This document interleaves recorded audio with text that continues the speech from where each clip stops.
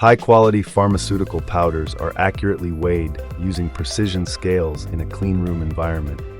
Industrial-grade blenders mix active pharmaceutical ingredients with excipients to ensure uniform distribution. A wet or dry granulation method is applied to improve powder flow properties, forming small granules. Granules are dried in a fluid bed dryer or tray dryer to remove excess moisture. Granules pass through a milling machine to achieve a uniform particle size for smooth compression.